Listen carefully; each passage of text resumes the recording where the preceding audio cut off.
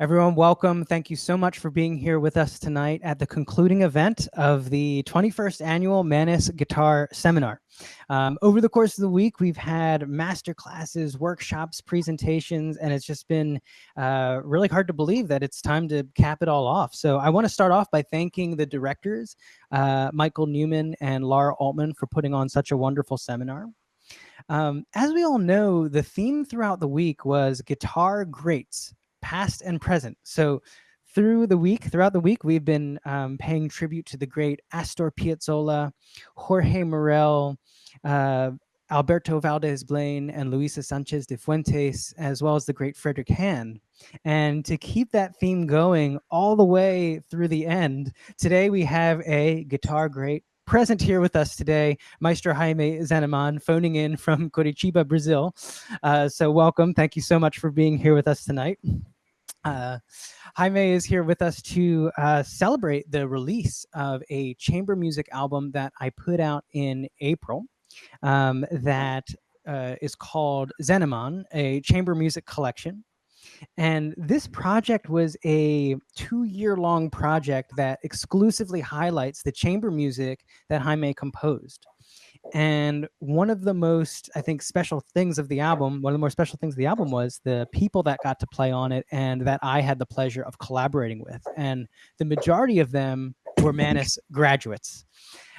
So I, over the course of the years at Manus, under the tutelage of the great Michael Newman and Fred Hand, I had the pleasure of playing with them and getting their guidance. And I think it's safe to say that all of our approaches to the way in which we see and perform chamber music was highly influenced by them. So before we get started, just a note for our audience, we do have a Zoom after party event. So I hope to see you there. If you have the link here to this video tonight, you definitely have the link for the party. So please come join us, talk with us, ask your questions. I really can't wait to see you. So I think we are ready to get started. Welcome, Jaime. Thank you so much for your time today. I'm really excited to have you here. How are you? Thank you very much, Matt. I love your enthusiasm. Very, very wonderful feeling. Thanks a lot. And Michael, of course, and Laura, which I met them here in Curitiba the first time. Well, first I have to thank you very, very much from the bottom of my heart because to make a whole album, that's it's a privilege. Yeah? And you know, and I know that we just have some chat and we met just talking, have some chat, and you said, would you like me to play your pieces? And as well, you know, I'd be very, very honored because I didn't know what kind of attitude you have through music or what you were doing. I thought you just you know, a guitarist and wants to play my stuff and something like that. But it was much more than that. I didn't know you were a professor, teacher, a wonderful player, and so on and so on. So now now it's like we say here, the coin is dropping and I'm having the idea with whom I'm dealing. And it's fantastic. It's very touching. Yeah. And also to be with names like Morel, and I met him, and the other names, I don't know.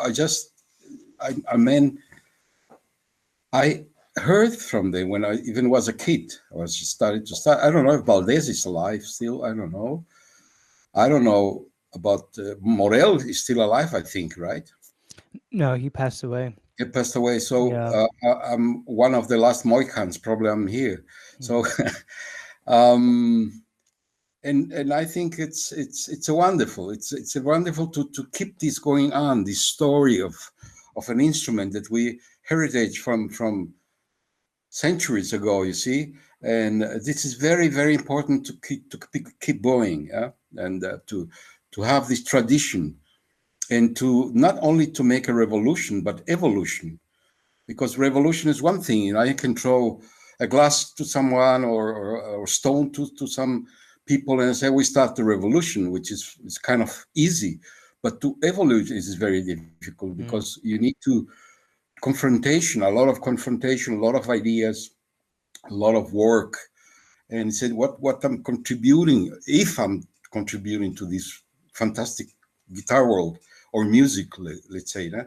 And if you're trying to contribute, then you have to ask yourself very deeply, what are you doing okay, what is wrong, what is this, what is that, and something you believe on, because music, it's a world that it's infinite, it's incredible. So the guitar world is not so big.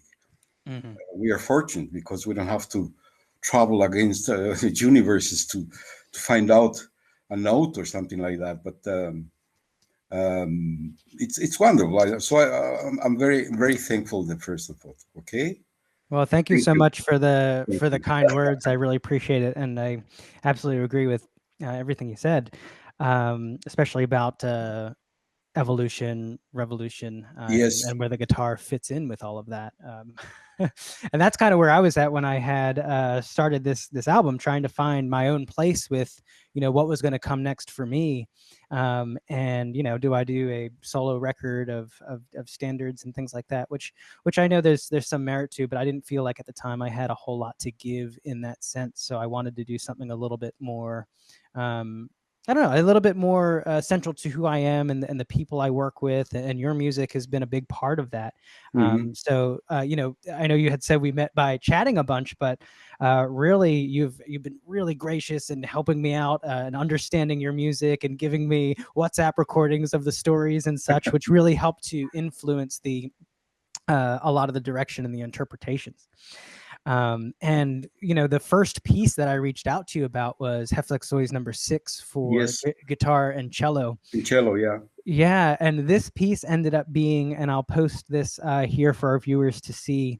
It ended up being depicted as the main art for the album. Your stories was the catalyst for the main album artwork, which was created and designed by Kat Cameron, who's out in Barcelona, and it was incredible what she came up with just Fantastic. from your Beautiful stories. cover. Beautiful cover. Yeah, I was absolutely blown away with what she was able to do. Could you share a little bit about the Reflexiones number 6 and the story Yeah. behind that piece?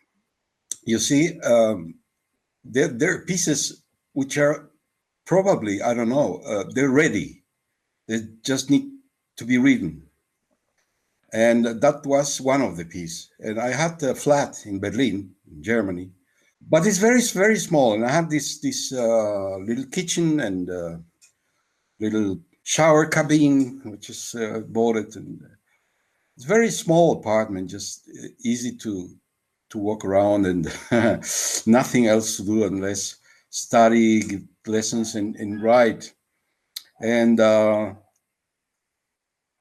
I was listening to a piece by Villalobos, and it's my friend used to play it at cellist, the Black Swan, and it flows very nicely in the Mm, cello, especially in the piano. It's not a big deal. It just make chords like water, because these people are kind of working in the descriptive music. So, uh, and I say I can do something like that with the guitar and cello, which the cello should be doing a very very nice melody, very nice, like also wave, and the guitar making what is best for the guitar arpeggios, which is arpeggios in the guitar, one of the best tools we have. mhm, So that was the first movement, based on that. No? The second movement, Doloroso, that was inspired by the. I felt also very sorry what people in Spain do with the bullfight, mhm, which I don't think is very fair. But it's kind of folklore, so it's okay. But I saw these once when I was a kid, and I regret it because the first 10 minutes I couldn't stand it, and when I left because I said, well, what this animal did to these people, so why they screaming like nuts and putting some arrows in the poor animal. So I call it very painful, doloroso, and that's the main theme which carries the second movement. And the third, it's based on writing in the Pampas riding horses, in the Pampas of Argentina. So it's beautiful landscapes, open, and just horse running and feeling this freedom, this wind going on in the face and the horse, and I have a wonderful time. And that's the trilogy of it. The thing is about, wanted to say that the piece was already, in my mind, was already ready, because in 2 days I finished it, all of it, Wow. without a mistake. It was incredible. I even said, you're nuts. But the things are, one great philosopher used to say, kids come from yourself, but they're not yours. So it's music is like that, it comes through you, but it's not yours. Once it's there, it belongs. When it's a piece of, which I believe a piece of art, or something has some elements, some essence, I think then this piece belongs to everybody. Because I always take the big great composers, masters like Bach. Say Bach wouldn't be known if interpreters weren't there, like Mendelssohn. Yeah. Most of Bach music was lost, because it was like a paper for packing fish, selling a fish store. And Mendelssohn recovered it, practiced all of it. And without interpreters, wouldn't be any composers. Without composers, would be any interpreters. So it's half a half. A plane has two wings, not only one, and that's very important. Yeah. So that's the story of the piece, and one of the best pieces, I think, because it's very loved all over. Yeah. So I'm very glad about it. No doubt about that. It's definitely one of my favorites to play, and I can just see it kind of in the audiences once we get done. Like, it really takes you from a start to a Yeah, finish. yeah, and the folklore also. They mention at the end. There's a chacarera. The chacarera is written in Argentina. And the boleadoras. It's like, if somebody know what boleadoras is, they dance it with two balls hanging from ropes, and they just with the, I don't know how to translate this in English, but boleadoras. Well, somebody comes to they're gonna know what it is. I mean, it's very very Argentina. That's the last movement. I'll have to find some video footage to share. That sounds really really great Yeah, it to sounds watch. very nice. It's call it boleadoras, but bolas. They come from bolas, yeah. So hanging with ropes, and we just see they're so fast, and they dance with the boots, and they dress very different than the South. Hmm. Also, South Brazil and Argentina, Uruguay, they have the gauchos. Right. And the gauchos, they dance this thing, and it's very easy to have footage about it. It's very easy, and I think a little bit of it will be very nice to put in the with the chacarera. Yeah? And that's, I know what Kat had depicted at the bottom of the album, right? You see the water, everything you were saying about the guitar kind of taking on the arpeggios, and you have the horse kind of above it. But then there's a whole underwater scene reflected in Yeah, that, yeah, yeah, right? yeah. And you see the gauchos at the Right, bottom kind of hanging out, partying, right? right. That's the idea. That's the idea. Fantastic. Yeah, I know. She's incredible. This woman. Yeah, she's really something else. But so with that, I want to share the third movement of Reflexiones number 6 for guitar and cello, played by me and cellist Mark Humburg, Uh-huh. Manus graduate. So I'm going to share that now. Let's take a listen.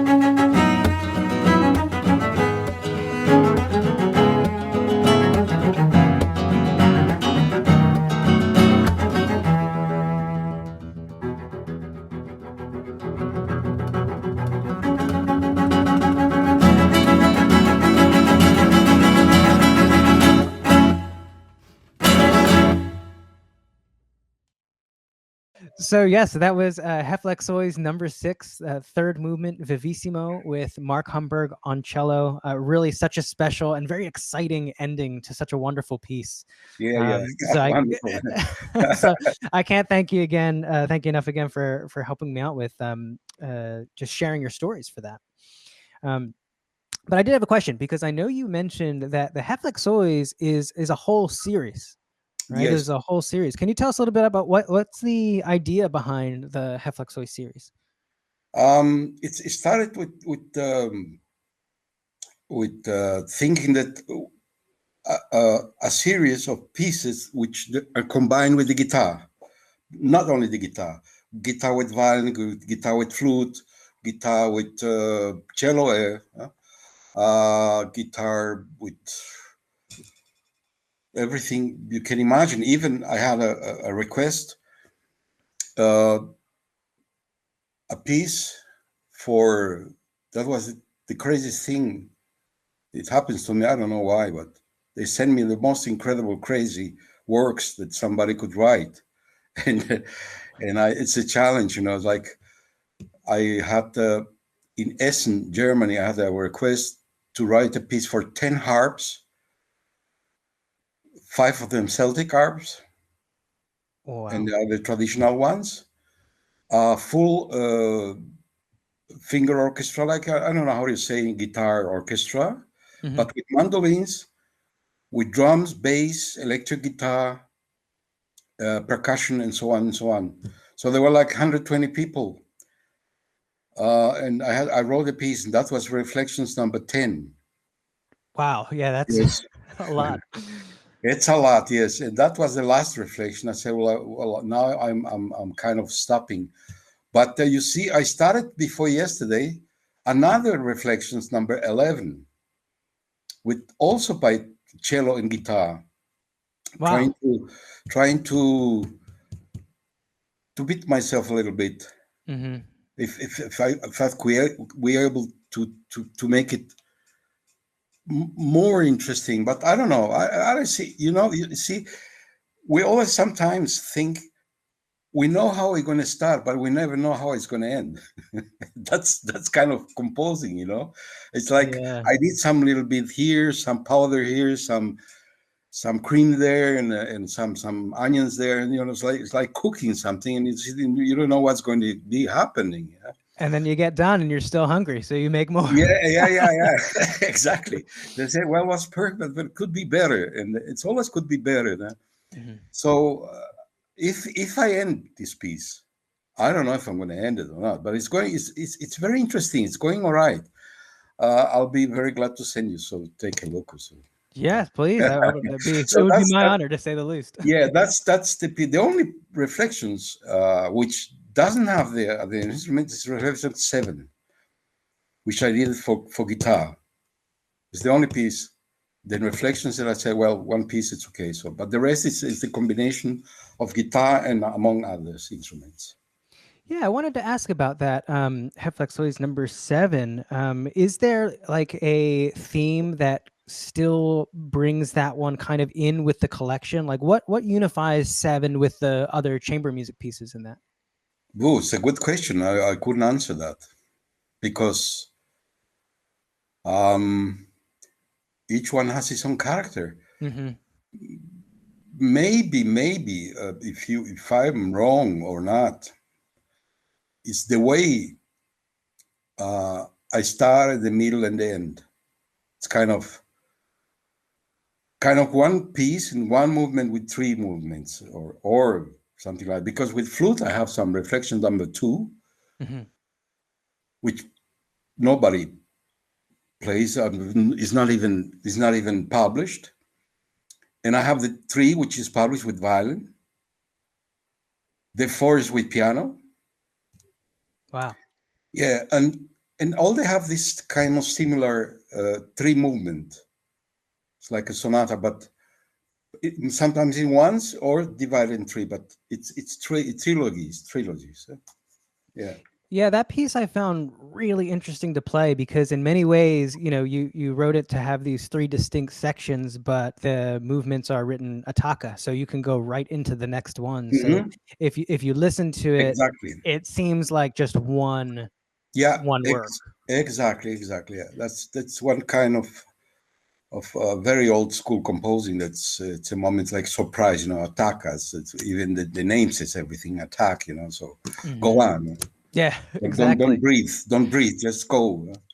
And the other interesting aspect of that composition in particular is that the ending is not a kind of ending that you would expect in No. that piece. Like the Vivissimo in Reflexiones number 6. This one is like very contemplative, Yeah. and I believe doesn't even have a time signature. It's very atmospheric It's and, very and free. beautiful. Yeah. Yeah. Very, very free. Very. Somebody said that he couldn't finish the piece because she was. It's a great guitarist. She, woman. She said, every time I get to this part, I start crying. So I never end the piece. She was crying. And I said, stop crying, play it. Just play the music. That's And great. I'm touched, but I think she should play it at the end. Yeah. Yeah. It's like the Black Widow, it's something similar. Well, yeah, thank you for sharing about that piece. That's a wonderful solo composition, The Black Widow. If you don't know it out there in our audience, definitely check it out. Before we move on to the next piece, I would love to play for you the first movement of Hefexois number 7. I got my Oh, guitar yeah. here, so Fantastic. let's do just the first movement. Let me Okay. let me set up here. Very grateful.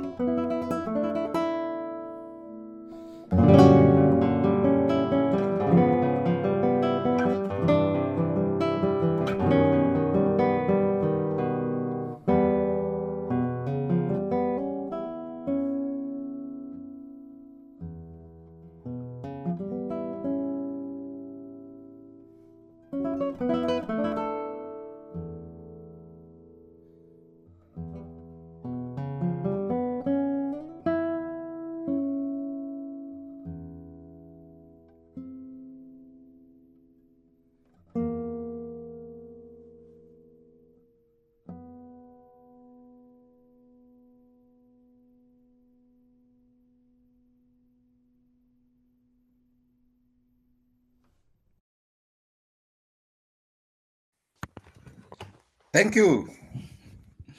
Thank you very much. Thank you very much. Thank you. I didn't even remember very nice. Then, of course, at the beginning, I remember that, but it's full of colors.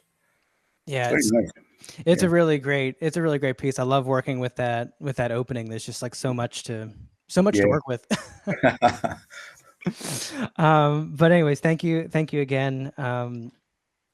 For telling us a little bit more about the Reflection series. When I first started playing through actually Reflexiones number 6, it must have just been by chance that while I was at Manus, one of my good friends, Matt Pidi, brought to me this score of yours that he had heard of, I think I think he had listened to the Ronald Pearl and Julian Gray album where they Ah, had yeah. played the Sonata Andina Sonata on there. Andina, right. And he showed me the score. He's like, "Oh, we got to play this. This is such a great piece." And we were like looking at it. We're like, "Wow, that's a big work. That's a big work for 2 guitars." So we had played through it. We're like, maybe we'll do this a little bit later. But eventually we learned it, and we started putting it on our concert programs, and it just became one of the most like widely receptive pieces. Like it was just really, audience loved it. It was such a great challenge for us too, musically as a duo to put together.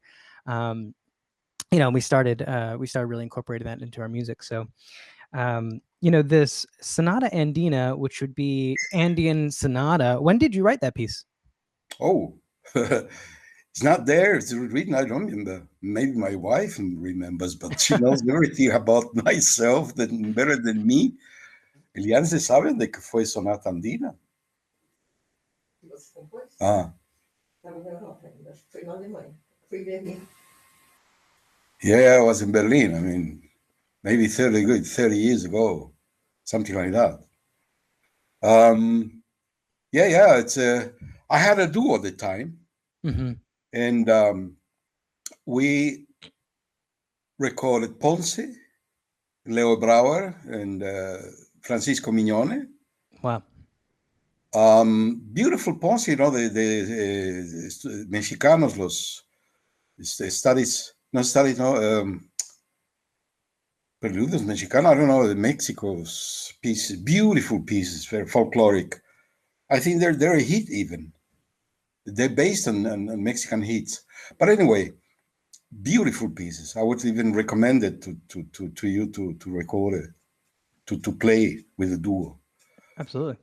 Oh, beautiful. They're really fantastic. And then Mignone and Leo Brauer, the micropiezas. We used to call them micropizzas. You're hungry over there. Yes. Yeah. Yeah. And Francisco Mignone, we used to call it the filet mignon. The filet mignon. Yes, it's musical jokers. But and then we needed another piece because at the time you weren't born yet, but at the time we used to record LPs, big records. We call it records. They come CDs, And a friend of ours, a producer, said, "Would you like to record that? And I would like to publish these pieces." I said, "Sure." And we needed one more piece, and then I came to the name of Sonata Andina because I come from Los Andes and I was born in Bolivia, so yeah, I'm born with this kind of pentatonic music, and that's the point of it. The first movement, it's based on the sixth of G, which is A, and moving the A G A G A G A G A G H, moving this interval, which I was very fascinated since a long time. I said this can be a very beautiful intro to a theme. Well, the melody, I don't remember how it came, but as I told you before, it comes ready. It flows. It did really flow, and I have some help writing it from my partner at the time. Says, "Hey, you can do this, we can do that," and it was very, very interesting.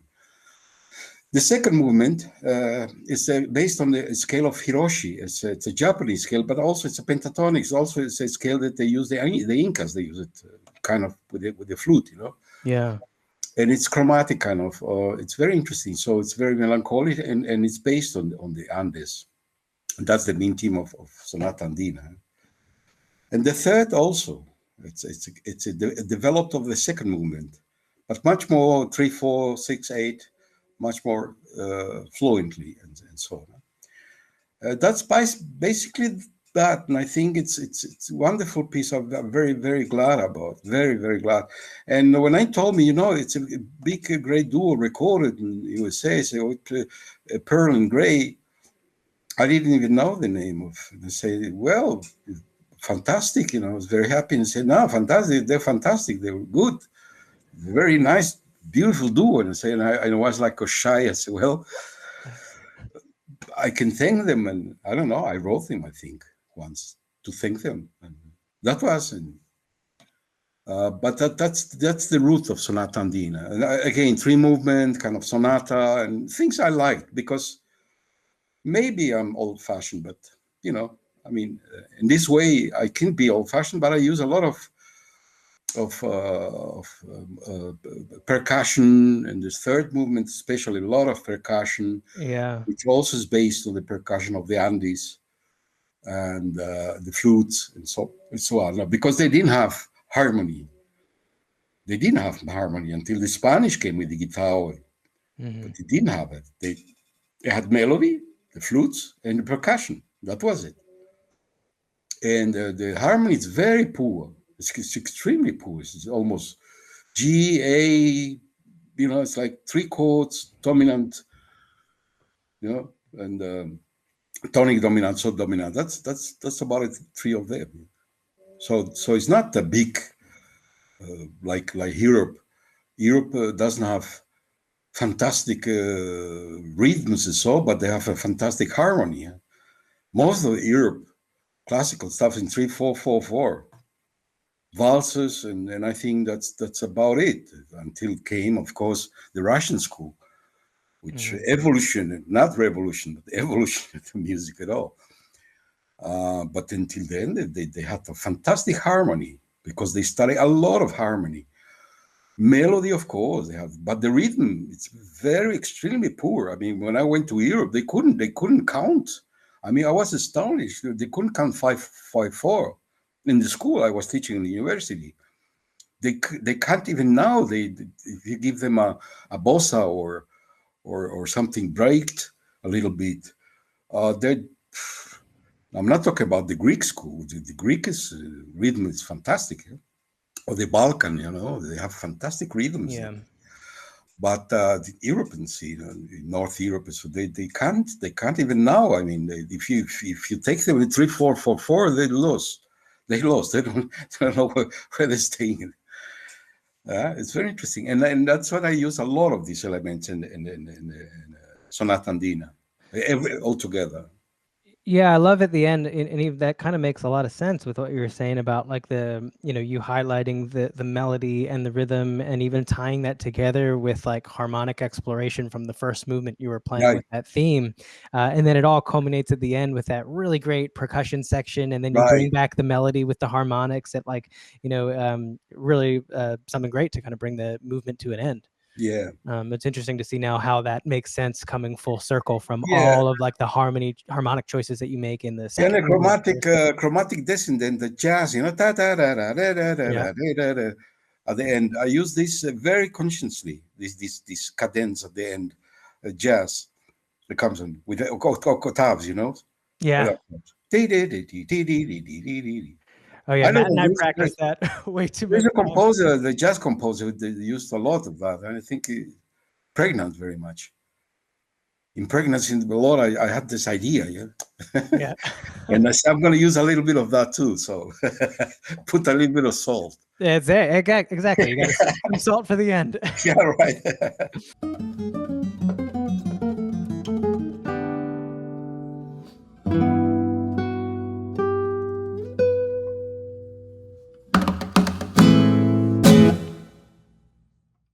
Wow. Well, yeah. So, thank you so much for that. Let's listen to a little bit of the Sonata Andina.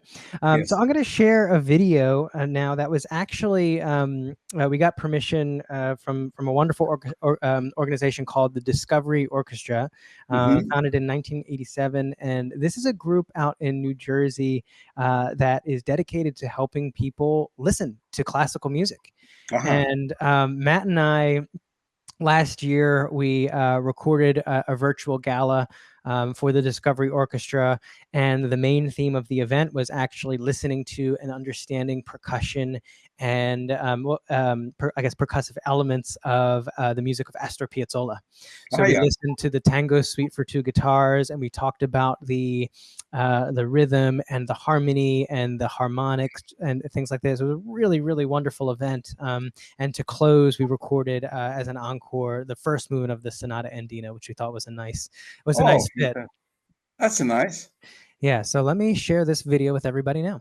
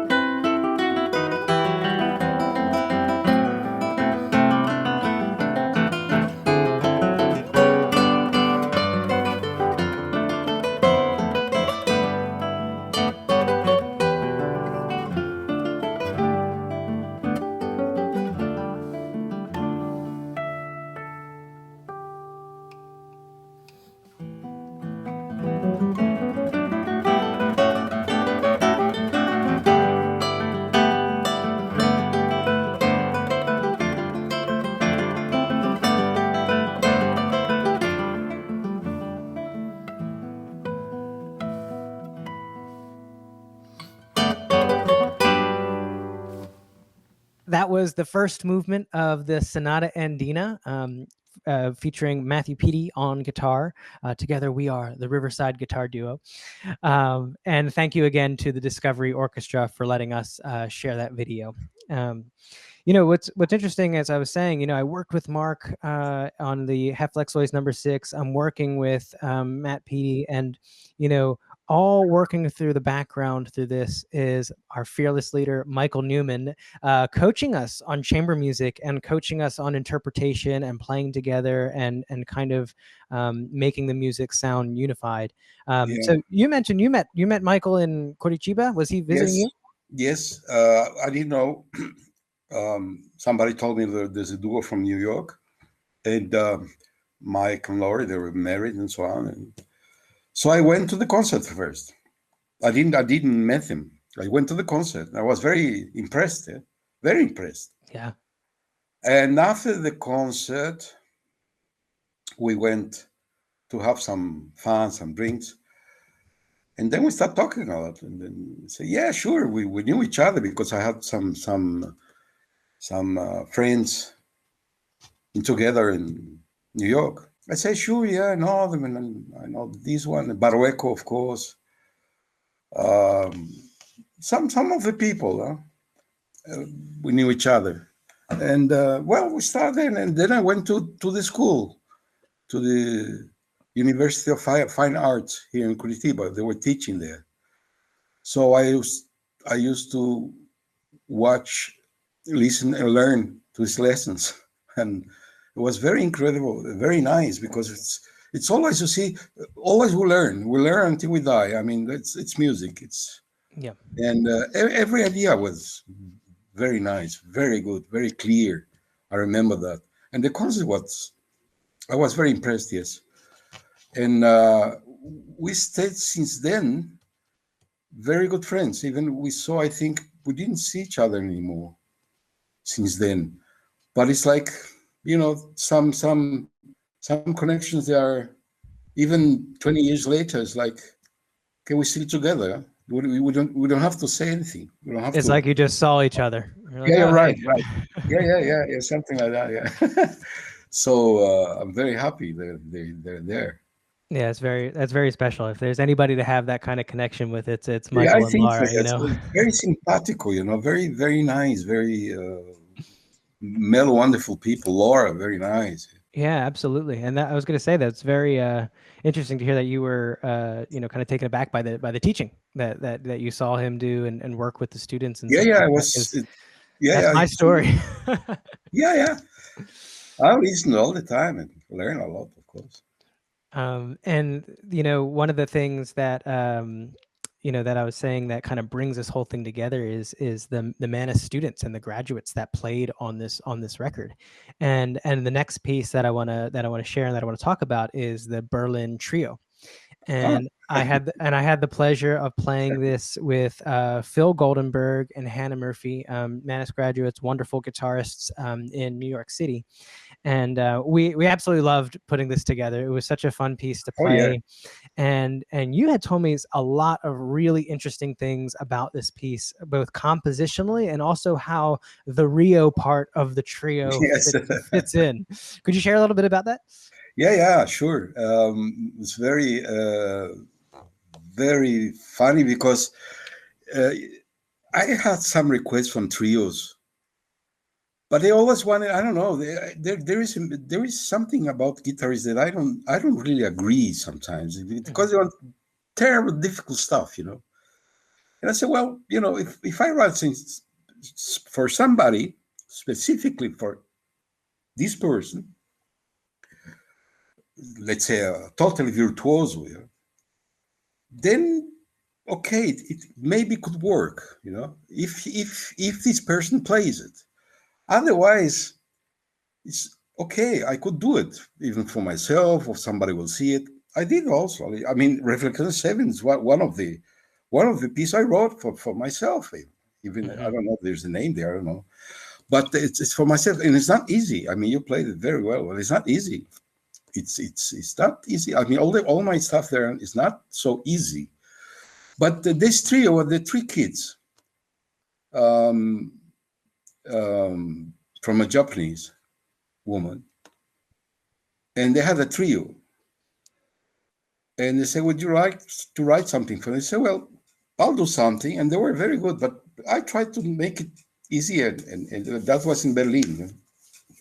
And to make it funny also, not because they get bored, Mhm. but I wanted to the kids have fun, and me too, and everybody who listens also. So one of the teams is very contrapuntistical at the beginning, but one of the teams in Berlin is, we call it Berliner Luft, which is air of Berlin, which goes like ba ra ra ra ra ra ba ba ba, and then they whistle, they listen, they whistle at the end of this theme, and it's very, very typical Berliner piece here. And the Philharmonic in Berlin always plays it. at the end of the. There's an open air theater. It's very nice. They call it the Vault, which is walled, and it's very, when it's sunny, it's very nice, and people go there and make a picnic, and the Philharmonic plays beautiful stuff. But in the end, has to play this piece, yeah, which all the public start clapping and whistling. So that's the team, and I put it together with Tico Tico no Fuba, which is the Rio team. And I put it all together. And that's why they call Berlin Trio. Berlin Rio used to be the original. And I say, why not Rio? Why not in parentheses put it T? So Berlin Trio, and that's the main stuff, and it's very, very, very moving at the end. It's very funny and also very serious, and it's very folkloric. And it's again 3/4 against 2/4. Oh yeah. And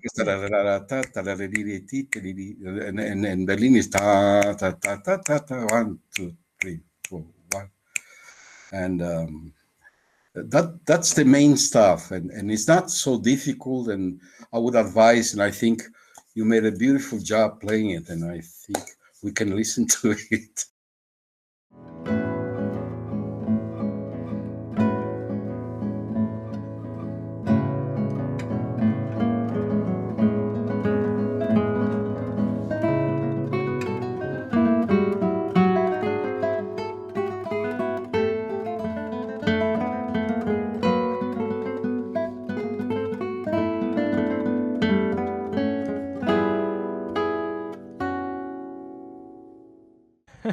I'm so glad that you had told me about that piece, because I remember when I was giving the parts to Phil and Hannah, Phil had been practicing. He's like, "Wait a minute, did this turn into Tico Tico? Well, I don't understand."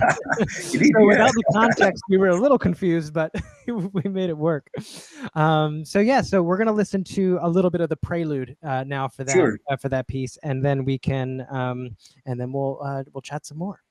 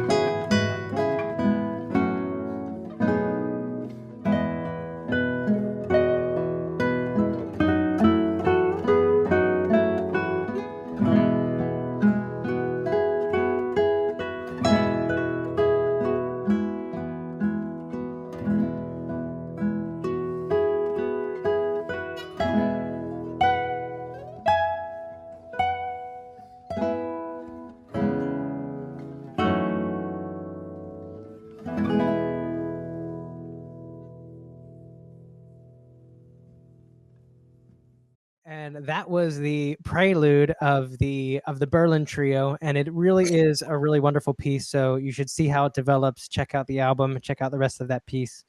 The next thing I want to talk about, one of the a challenge for me, I think, as an artist that was recording frequently to get this project done, was when me and my friend Pierre Ferreyra-Mansilla had to go in and record all 12 of the Fantasias for two guitars. Yeah.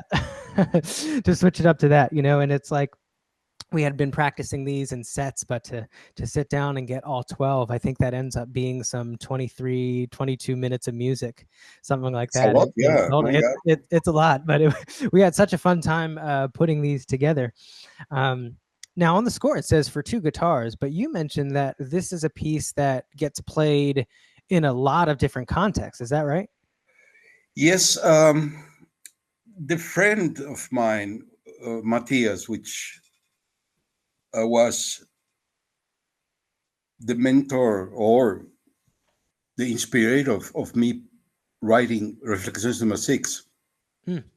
Because we had a duo during 20 years. We still have a duo, but we don't see each other. And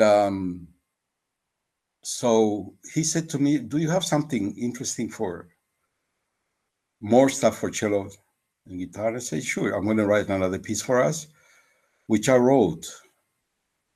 Piece. Uh, what is it called now?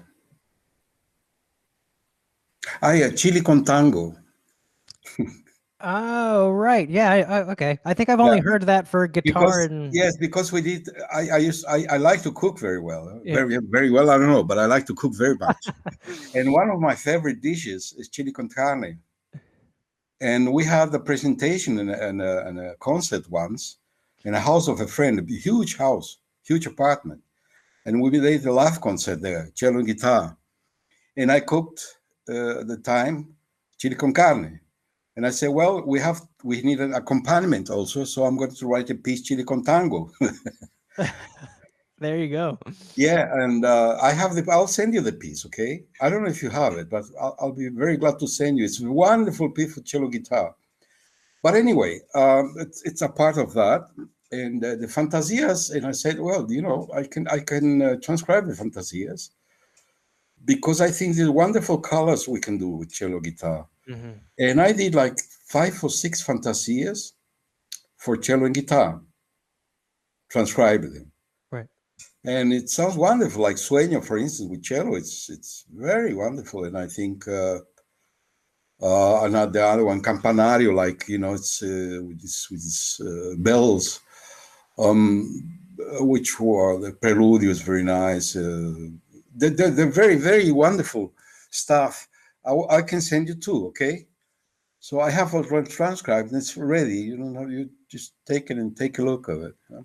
But Chili con Tango is a very nice piece, and I have recording also duo Villa Lobos, but not duo Villa Lobos Edwin Guevara and Cecilia, which is there from Colombia. Hmm.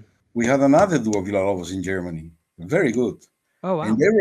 they recorded Reflexiones, and they recorded as immediately they knew they have this piece Chili con Tango. They wanted a piece, so I sent them the manuscript, and then they recorded either.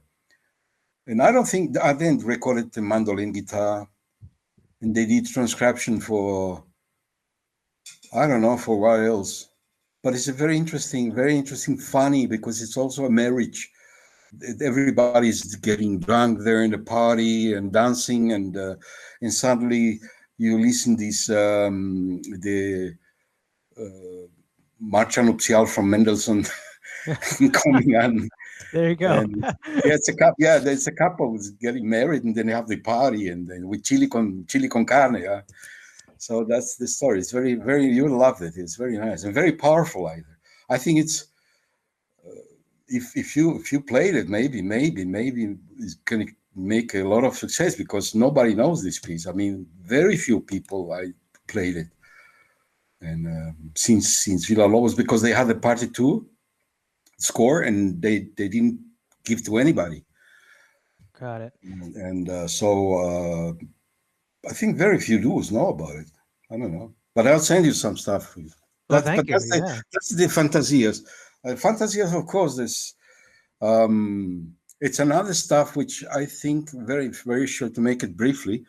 Um, I always think about people who starting, people who want to play, they don't want to bored, and what they don't want to play always the same stuff, or they want to do something very difficult, something which is uh, tonally different, and they don't have much patience, the public, and so on. And I said, they're pieces you can play it in public. Everybody will enjoy these because I did enjoy it very much writing it, and I think it's nothing wrong about it. And it's the same with the preludes, with the same um, estampas I did it, or some little pieces. I enjoy very much playing that in even it's beginners repertoire. Mm-hmm. Why not? I mean, little pieces from Brauer, for instance, Studio Sencillos. Uh, it's everybody plays in this, and I say, why not? I mean, this is very nice work. This is very, very substantial for students, for people who want to play the guitar, maybe for people that want to be professionals, but they want to have fun. And I think this is my approach to sometimes to music, yeah, because I have the other world, which probably nobody or very few people know, is the orchestra world. So I write a lot for orchestra. Even I have a concerto for guitar and orchestra, concerto for two guitars and strings, for the concerto for four guitars, big band, strings and percussion, which was recommended by Wrocław in Poland. They played at the Wrocław Symphony Orchestra, Philharmonic. I have violin concertos played in Berlin, Symphonic Orchestra, Philharmonic Beautiful. Orchestra, and that's other part, so my love is always the guitar, but you have to open, and I never talk about this. Like if somebody wants a concerto for guitar and orchestra, when this pandemic probably will be off, Mm-hmm. maybe can arrange an orchestra and so on. Its name is Iguazu. I have the recording, so I'll be sending you too. Yeah, but oh man, I would love to hear that. Right. I recovered the recover. I didn't even know it existed. So I was watching my things and mountain. I had a tape, which is very old, and say, "What is this?" And I, okay now. So I have it on pen drive, so I can send you. And yet you always return to the guitar. That's really interesting, for all of In the a way, ensembles that yeah. you. At the moment, especially, we have this pandemic, so you cannot branch people like kama music, chamber music, and so on, so on, so on, because people they're not really working. It's Yeah. very sad. It's very sad. But individually, people are working, still working very much. Like I don't know, pianists or start teaching or doing things. You move yourself, you survive, you do things, and guitar anyway. So, but big concert stuff, they don't have them. And orchestras, poor people. I mean, I have lots of friends for orchestra. They're selling cookies or they doing something else. Very fantastic professionals. So I'm very, very sorry about it. Well, we musicians are a resilient bunch, making do so we can get back to playing music. Oh yeah, I mean, without the public, we're dead. I mean, it's Hmm. nothing. It's playing like for what? For whom? Why? I need the public. The public needs us, and they, Yeah. they feel better. I think we bring them something they don't have day to by day, something they don't have in their work. They don't have this happening. They go to theater and they come out and they say, no, life is worth it. Life is nice. I have a fantastic time. And also we do it because when we play live, we share this with the public. We have a great time too. It's not only the public, but we have a fantastic time. And I missed very, very much this. I had to cancel all the tour. I had to, even to conduct and so in Germany. Hmm. Now I should be down in August, September, always be there, and we have to cancel it. It's very sad. And but it does mean we give up, or I don't think so. And the guitar is always this minimalistic world we are in. And Yeah. if I was, for instance, now only a conductor, I would have a lot of problems because you conduct for whom? For the walls, or for whom? I mean, it's without the public and nothing. And then the chamber music, for instance, if you have four people, three, two, like you are have fun chamber music. Now you have a duo, trio, and it's okay. But let's see a chamber orchestra. Then you have a problem. You have to meet, you have to go, rehearse, where, how.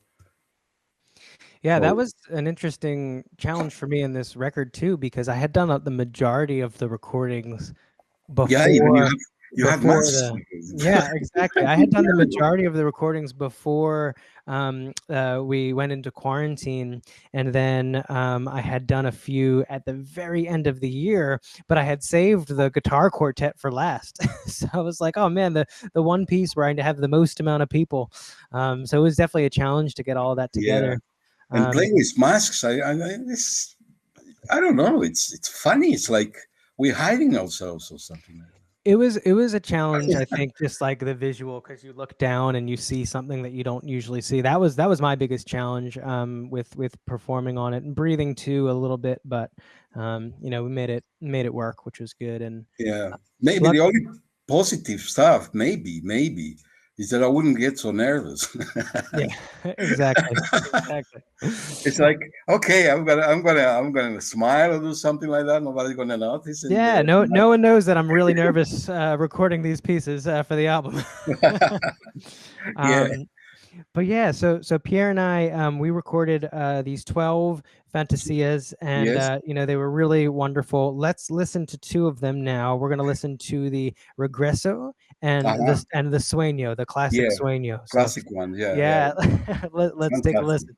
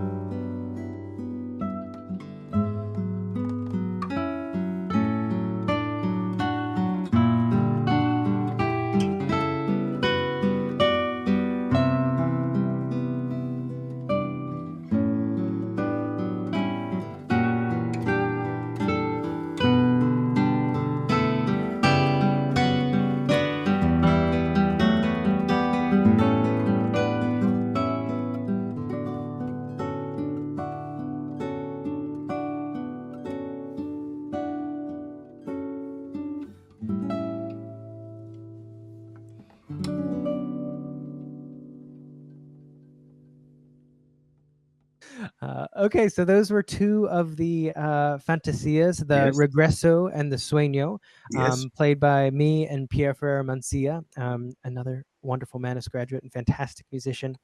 So the last thing I wanted to talk about, and probably the most important thing, is what binds this whole project together, which is your compositions, right? Your music, the way the way that this has kind of touched me to bring all of this together is really comes down to the way you write music and kind of create stories with it and beautiful melodies. So I'd love to talk a little bit about your compositional style. Maybe you have some advice for guitarists out there that want to compose. But for me as a composer, I used to compose probably, oh man, like years and years ago when I was just getting started, and lately I've just been doing more on the playing side. But as a player, I always I always struggle with just getting started. For you as a composer, how do you start a piece of music? Do you start with like an idea, a story, a melody? How does it get going for you typically? Oh, I want to make it not so long because it's kind of a question. It takes life. Yeah. But there are two important things. One is you never force anything. You don't have to force anything. You see, uh, you're gonna struggle with yourself and the music. It's not going to be all right. It needs time. The other thing I told you before, sometimes you have a feeling it's ready. It's like a deposit. It's full. Like it's a storage, and it's full. And when it's full, you just open the door and poof. It takes his time to be full. It's like water. When the glass it goes totally full, then it's time to open the glass and it goes out. That's one of the things that I wait for when I have a theme. I uh, take the themes, put them in the paper or in my head or whatever, and wait. I said, this is not going to be all right. This is going to be all right. I think, I don't know. Let's do it. Let's make it mature. And it's when Mhm. it's mature, then you use it. Sometimes it starts with a harmony, like for instance, Sonata Andina. It didn't start with the theme. It started with the harmony. The G with the six and Yeah. started all of that. Rhythm, very important. You think only. Okay. And then I call these all products, which is very wrong to say, but anyway, I call them tools. And it's my suitcase of tools. What are a suitcase of tools? Effects, rhythm, harmonics, percussion, pizzicati, all this kind of stuff, which is you use it as tools, right? Then you have another tool, which is how fast, how slow, yes, what people can do or not cannot do. For instance, very important. You just people can put a computer and say, no, you write in a computer. Say no, it's not so easy. You have to know what you're writing. But many people I knew, fantastic composers, didn't write a piece for the guitar because they say it's the most difficult instrument to write. I know this because one of my big fellows composers in New York was Nicola Flagello. I don't know if you heard the name. He's an Italian, Mhm. fantastic composer. I lived with him. I learned with him a lot too. And he was a student of Rachmaninoff. Can you imagine when you're a little kid? So Wow. yeah, I had wonderful, incredible people I knew, like Sostakovich assistant. I met him. And we had great times. Um, many people, you name it, at the time. So I had these ideas, ideas. And then the melody. The melody is like a snake, it goes through it. You can use whatever you want from you can do whatever you want with the melody. It's up to you, up to your skills. And it's a lot of work. The melody for me, it's really a lot of work. It's not Mhm. only inspiration. Can be, but it's not. So the harmony are the pillars of the building, yeah. And the building, it's the harmony at all. It has to be so solid that even an earthquake wouldn't put it down. And the melody, let's say it's the whole decoration of the building, yeah, the making, the painting, the creation, and the beauty about the building, and the tools, and you have these elements, and it's all right. And if you have a theme, don't be lazy. Get up and work. Yes, even you have. Other thing I recommend to students is if you don't have the patience, don't worry. You can write 3-4 bars a day. It doesn't matter. You see, 3-4 bars a day make, let's say, about 10-15 seconds. At Mm-hmm. the end of the month, you have like 12 minutes music. And then you have to put it back again. You have to listen again. You have to say how it goes. And the best of all, the rules are inside you. That was my teacher when I told me, said, the rules, you know exactly what are they. If you listen to yourself, you're gonna not lie to yourself. You know exactly what you're doing. It's like playing the guitar. Say, I know it's okay. No, it's not okay. You know exactly what you need. So I'm going to work on it because the soul is not going to lie to you. Your spirit is going to say, nah, it's okay, leave it. Maybe tomorrow, something like that. You see? So we have to go to the center, to the kernel of the team, and to the, and say, what's wrong here? Why I cannot do this? Why is I have difficulties here? And then slow it down and watch, like, from slow motion what's going on. The music, also interpretation, very slow. And then, well, things, I make it short, okay? It's more or less like that. Yeah. And then of course you have the all kinds of mechanisms, like all kinds of scales, what scales you can use, what instruments are better for scales. You can have fleet E flat major, for instance, for the guitars, or Yeah. uh, there are things like that. You cannot do. I mean, you can do it, but it doesn't sound. E flat major, People, you just scared some people off. yeah, right. Yeah, no, people do that. They think it's all right. It's like you want to be clever. No, no, don't be clever. That's another thing I tell people. Don't be clever. Just be yourself. You know. For instance, when I write for violin, I know the violin and the guitar, they pass together very well in this tonality, cello, and so on, so on, so on. Orchestra is another thing, and so on. You see, Yeah. but don't write things or get information. Write a book today with the internet. My God, I mean, at the time we didn't have it in photocopy. We used to write by hand. I copied tons of books of Bach, for instance, the trio sonatas, the whole stuff from Bach, and not the suites or something like that we used to play, the lute suites. No, this was written already. But I'm saying about the whole organ stuff and orchestra stuff. I used to transcribe it, but for the guitar, writing by hand, because we didn't have photocopies. We didn't have it in strings. We started with fishing strings. Yeah. Yeah, really. And I mean, things like that, they take for granted today. They take for granted, Yeah, there's a So, lot of information out there. oh, And yeah. I mean, but if you look for the right information, you will have the right information. And, of course, nobody's going to tell you, well, that's the way you compose. It's not, it doesn't work like that. You need experience, and that takes his time. You have to take your time all the time. well, it sounds like what you had said with there's so much out there to do. There's rules, there's, you could do this, you could try and be clever, but the most important thing is that you listen to yourself and what Oh, you're yeah. really trying Yeah. to communicate. Yeah, today we don't have rules, for instance. We're not in a classical time. I mean, you can use a C major chord, you can use C major seventh. Nobody's going to tell you, no, it's wrong. I mean, people even today say, no, it's wrong to use the fifth parallels, fifth octaves, and so on. It's today. It doesn't matter. It doesn't matter. It matter how you're going to feel about it, how you're going Yeah. to feel, and how you know. Yeah, I think with any style, there's some kind of element of craft, but, at the end of the day, what defines your style and your likes is what do you like to listen to? What do you enjoy? What do you want to communicate? Right.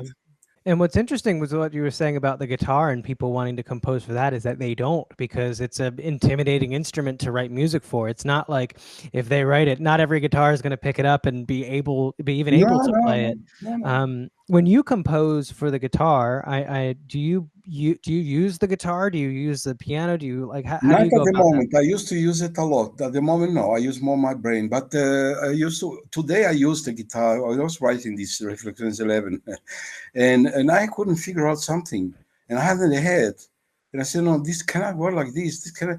And I said, well, what's? Then I took the guitar to see what was the chord, and I felt it was missing F sharp. That's all. But then the whole thing I write is by mind now. Mm, I started in school. I was writing everything by hand. We didn't. I didn't write the guitar. Few pieces I wrote the guitar, really playing the guitar. I put the guitar aside when I need some help. I take it, but most of the time I write it by hand, yeah. And then I put it to the computer, or sometimes I have the keyboard. I put it direct. right. Yeah, I Yeah, think that that kind of brings a special element to it because it's one thing to kind of have 'cause I don't music like to lose that's time. I'm sorry. I don't like to waste time. yeah. Like trying ta ta ti ta ta. Just I sit there, let it be, let it mature, let it sound on your head. You have the whole element, you have everything, then go and write it. Yeah, it's one thing to be like idiomatic, but it's another thing to like bring something that works on the guitar, but also is really what you truly want to communicate. Yeah, yeah, yeah. Which I think you strike a beautiful mix in your music. It's really wonderful, and it's so much fun to play, Yeah, obviously. thank you. And Jaime, I think that's all the time we have for tonight. So I just again really want to thank you for your time. Very generous of you to stop by and to share so much about your music and your influence on these pieces. And having this album come to life. So I'm very, very thankful for your time tonight. Thank you very much. Thank you from the bottom of my heart. And well, greetings to all fantastic musicians you have. And well, I don't know what to say anymore. I'm not so good. And farewell. And I like encuentro, but despedida, I'm not so very Yeah. fond of. Yeah, it's a tough one. Well, no worries. You don't have to say goodbye because I'm going to remind everybody watching tonight that there is the Zoom after party. So we're all going to see you there. Come and stop by, say hello, ask your questions. And before we sign off, I just want to give another thank you to Michael Newman and Laura Oltman, directors of the New York Guitar Seminar at Manus, for putting this all together. Thank you so much. And thank you to our wonderful audience this evening. So we will see you over there at the Zoom party.